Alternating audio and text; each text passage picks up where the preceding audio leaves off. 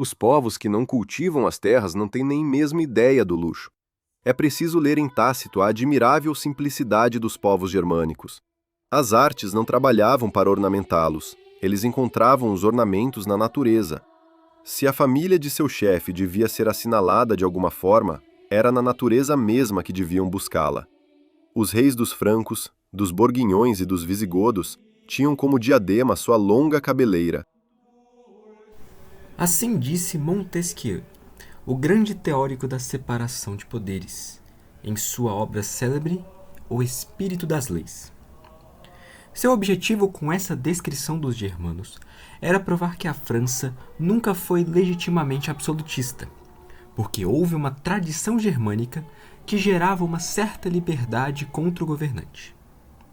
Para isso, ele recorreu a Tácito, que foi um senador romano deveras moralista. Ele dizia que tudo estava mal porque a moralidade pública estava ruim. Assim, escreveu, por volta do ano 100 d.C., a obra intitulada Germânia, que era, basicamente, um espelho deformante. Ela descreve um povo com o objetivo de mostrar os defeitos de outro povo.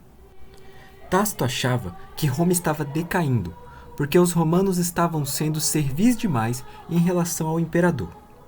Assim, para provar que Roma só poderia ser valorosa de outro modo, ele usa um espelho deformante, escrever sobre um outro povo, elogiando as virtudes que gostaria de ver em Roma. Ele descreveu os germanos como um povo livre, que se reúne debaixo de carvalhos para decidir em livres assembleias como fazer as coisas. Os chefes deliberam sobre as coisas de somenos importância, e as de maior monta decidem todos.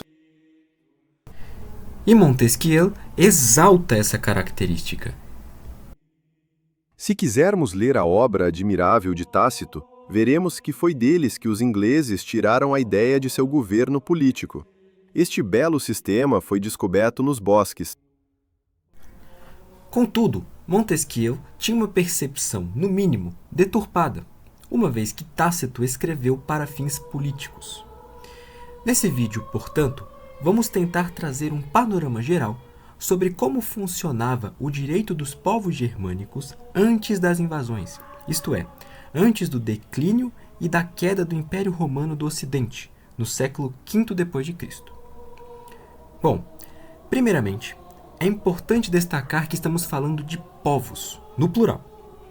Os chamados germanos eram constituídos por muitos povos nômades, como os francos, visigodos, ostrogodos, anglo-saxões, entre muitos outros. Os germanos não construíam cidades. A economia era agropastoril. Era uma sociedade letrada e, portanto, não tinham direito escrito. O direito era oral e pertencia a todos da comunidade ao mesmo tempo, de modo que cada um sabia um pouco, especialmente os mais velhos. E não era apenas o direito que eles compartilhavam. Não havia a chamada propriedade imobiliária. Antes da invasão do Império Romano, os germanos tinham um conceito diferente. Gewer, que é um poder que um homem ou uma mulher tem sobre alguma coisa. A Gewer germânica é, em geral, familiar. Não pode ser traduzida facilmente, nem como propriedade, nem como posse. É mais ou menos uma posse e mais ou menos uma propriedade. Para explicar esse conceito mais facilmente, vamos avançar um pouco no tempo e ilustrar através do feudalismo. Em uma mesma terra, o camponês que trabalha nela teria Gewer. O fazendeiro, que teria comprado aquela terra, também teria Gewer. O barão, que estaria acima desse fazendeiro, teria Gewer. E o duque, que estaria acima desse barão, também teria Gewer. Assim, a Gewer permite a sobreposição de domínios e a sobreposição de formas de controle da terra, o que dificulta a expulsão de devedores.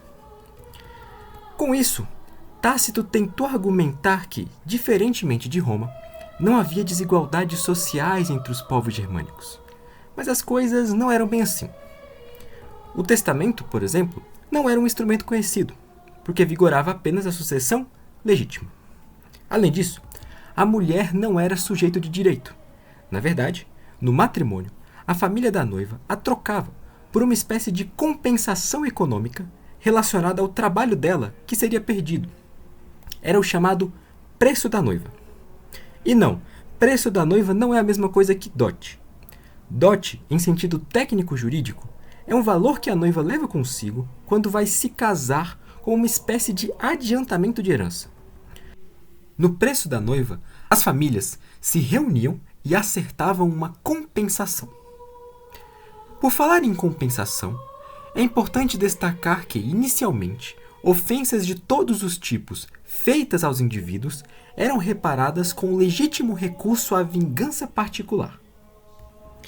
Porém, já no tempo de Tácito, era possível a reparação das ofensas sofridas com composições patrimoniais calculadas in natura, geralmente cabeças de gado. Assim, os povos germânicos se reuniam em um terreno considerado sagrado, como debaixo de um carvalho, geralmente na frente de um rei ou de um sacerdote, e discutiam o preço da ofensa realizada, em vacas, bois, porcos, cavalos, etc. A palavra composição aqui é muito importante.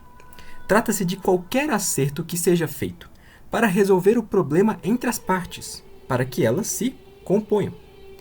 A tão conhecida indenização, em que há entrega de dinheiro pelo dano causado, é apenas uma das formas de composição. Composição é um gênero, indenização é uma espécie. E a espécie de composição para os povos germânicos era a chamada Wehrgeld, ou preço da paz. Esse preço não era dado como uma punição. Não se tratava de uma pena, mas de uma compensação que se dava a outra parte para que ela não seguisse em escaladas de vingança.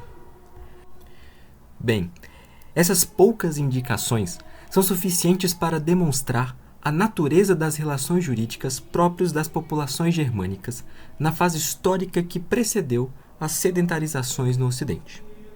As regras de direito eram, sem exceção, consuetudinárias, ou seja, baseadas nos costumes. Todavia, como eu disse no início, estamos falando de uma série de povos. Portanto, apesar das características semelhantes, não havia uniformidade plena. Na verdade, havia diferenças significativas. Vou dar um exemplo. As ordalhas, também chamadas de juízos de Deus, eram provas judiciárias em que a inocência ou a culpa de uma pessoa era determinada através de testes de resistência, como fogo ou água, acreditando-se que a justiça divina interviria no resultado. Já ouviu aquele ditado? Eu não coloco a mão no fogo por ninguém? Bom, ele tem origem histórica justamente nas ordalhas. E elas eram muito comuns no processo primitivo dos germanos, mas praticada de maneira diferente entre os povos. Durante séculos, os lombardos, por exemplo, privilegiaram o duelo judiciário, ao passo que os anglo-saxões priorizaram as provas ordálicas da água e, olha só, do fogo. A irrupção dessas populações de estirpe germânica dentro dos limites do Império Romano constitui, nos séculos V e VI d.C., uma das razões da sua crise e de sua queda no Ocidente. Quando esses povos se fixaram em muitas regiões do Império, criando uma série de novos domínios, todo o ordenamento jurídico assumiu características distintas. Porém, isso vai além do propósito desse vídeo. Mas você quer saber o que ocorreu após as invasões bárbaras? Ou ainda, mais detalhes sobre as ordalhas, prática que foi continuada na Idade Média? Bom, então deixe seu gostei e se inscreva no canal. Comente também outros temas de história do direito que vocês gostariam de ver aqui. Lembrando que todas as referências utilizadas para a produção desse vídeo estão na descrição. Até a próxima!